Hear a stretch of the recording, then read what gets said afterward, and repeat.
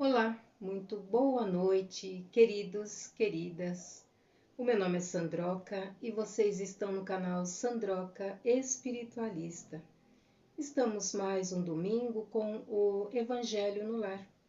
Esta prática que ela é poderosa, ela nos traz no caminho da luz, tá? Ela nos mostra este caminho onde nós temos a condição de estar junto com a evolução dos mundos, tá?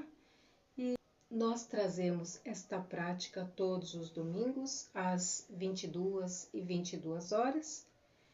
E o intuito desta prática é convidar as pessoas que ainda não têm um parâmetro, um caminho, uma lição a aprender a seguir espiritualmente, para que venha conhecer o Evangelho segundo o Espiritismo de Allan Kardec, onde nós temos a Bíblia desenvolvida perante o Allan Kardec e os Espíritos, onde surgiu a nossa religião espírita, tá?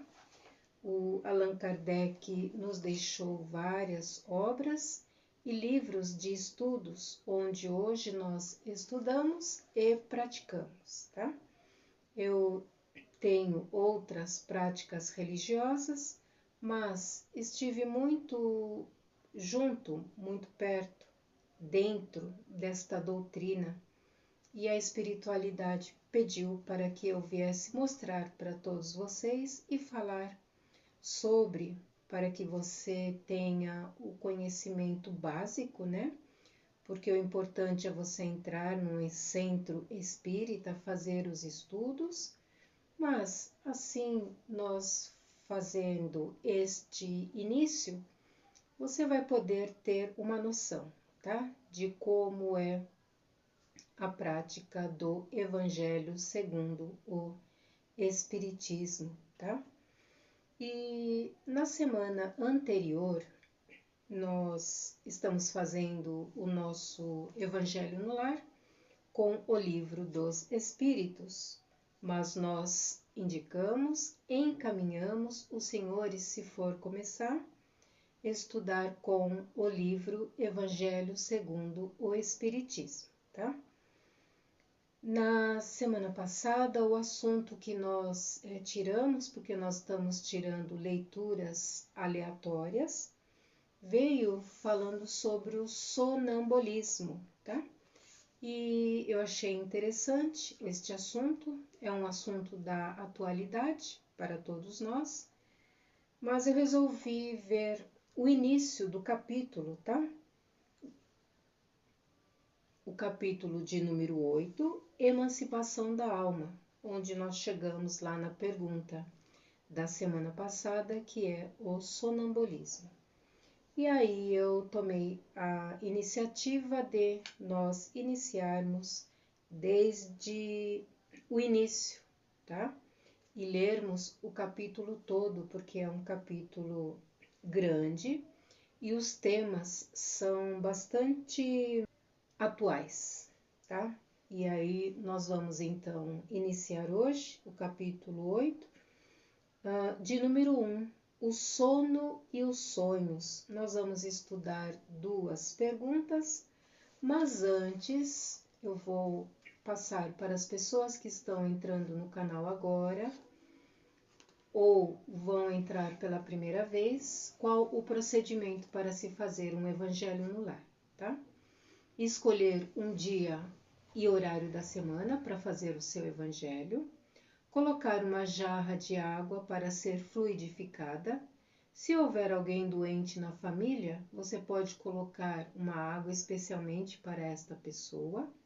O evangelho deve ser feito em sequência para conhecê-lo por inteiro, ser um estudo. Marcar sempre a passagem que foi lida com a data para não se perder.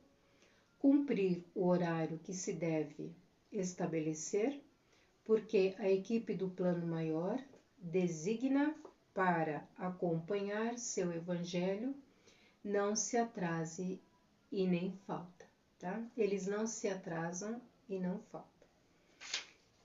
Se, por um motivo justo, você não puder fazer seu evangelho, mentalize a equipe espiritual, marque um novo encontro na próxima semana. Se viajar no último evangelho antes da sua viagem, avise a equipe qual a data do reinício do mesmo.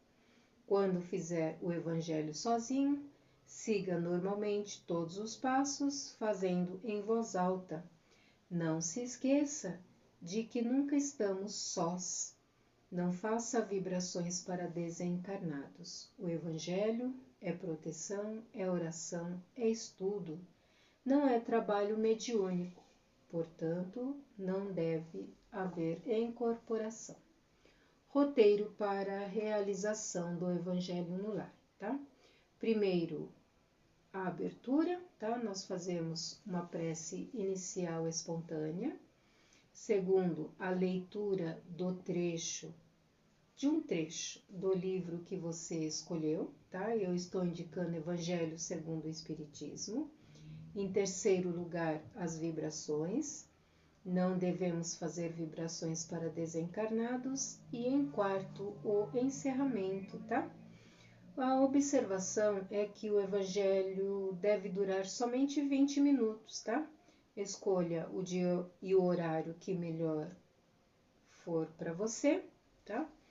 E a água, como eu já havia dito, tá? Então, nós vamos seguir aqui o roteiro, que é uma prece inicial. Nós agradecemos a oportunidade de estarmos aqui mais um domingo para realizar o Evangelho no Lar e trazer para as nossas casas a luz e a prosperidade, tá? Então vamos para o capítulo número 8, lição 1, o sono e os sonhos, tá? Então, a pergunta de número 400. O espírito encarnado permanece voluntariamente em seu envoltório corporal? Para quem está entrando agora, o Allan Kardec fez esta pergunta aos espíritos, tá? E aí os espíritos responderam que é como se perguntasse se o prisioneiro se alegra com a prisão. O espírito encarnado aspira sem cessar a sua libertação. E quanto mais o envoltório é grosseiro, mais deseja estar dele desembaraçado. Então, aqui nós vamos fazer um breve comentário, tá? Aqui ele perguntou se o espírito encarnado permanece voluntariamente em seu envoltório corporal. Aí a espiritualidade, ela disse que não, né? Não permanece voluntariamente, tá? Por quê? Aí vai depender das nossas ações também, né? Não é um não assim. Vai depender das nossas ações. Se nós tivermos boas ações, boa índole, fizermos a reforma íntima, formos pessoas que traz para o próximo uma luz, aí sim, os espíritos encarnados terão uma alegria, uma felicidade em estar por mais tempo conosco. Mas, se nós formos pessoas incrédulas, pessoas que não fazemos o bem para o próximo, pessoas que temos o pensamento negativo, pessoas que não temos uma maturidade, né?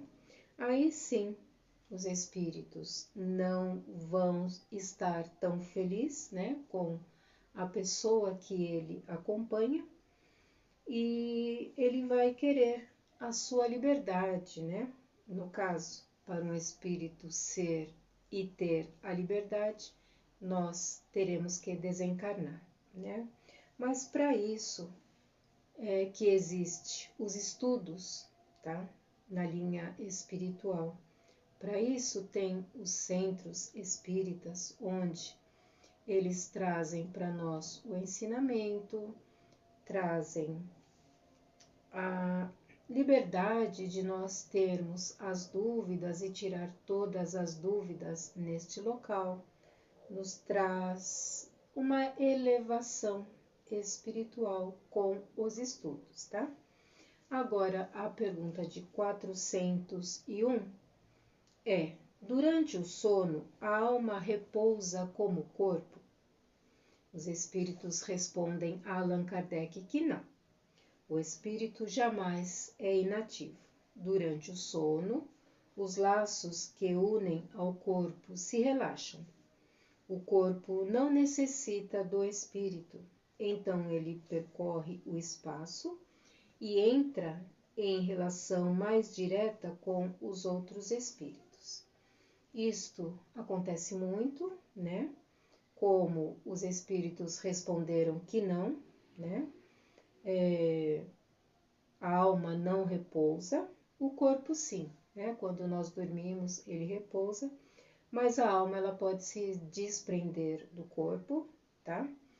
E aí ela tem o seu percurso, né? Muitas vezes, como aqui falou para nós, elas estão com outros espíritos, porque o nosso espírito, a nossa alma, eles também estudam, eles também aprendem, porque aí une a nossa alma, o nosso espírito com o nosso conhecimento, as pessoas que são estudiosas, aí sim há uma elevação da alma com o espírito e nós podemos ter a luz necessária para a nossa sobrevivência, tá? Então, hoje nós vamos ficar com estas duas perguntas e nos próximos domingos nós vamos aumentando, né, a nossa leitura, o nosso entendimento, o nosso estudo. Agora nós vamos fazer as vibrações. Nós vibramos pelas pessoas que estão hospitalizadas, que elas possam receber alta, né? Que sejam curadas e que recebam alta. Nós vibramos pelas pessoas que estão em guerra, né? Que elas possam ter o discernimento e a libertação, né? Que elas possam sair dessa guerra. Eu vibro para que as guerras cessem, não existam mais guerras. Eu vibro também pelas pessoas que estão no Rio Grande do Sul passando por esta nebulosidade momentânea. E eu vibro também pela saúde das pessoas que estão no sanatório, tá? Agora eu vou pedir licença para a espiritualidade e vocês também têm uma pausa de meio minuto para vocês vibrarem por vocês mesmos, tá?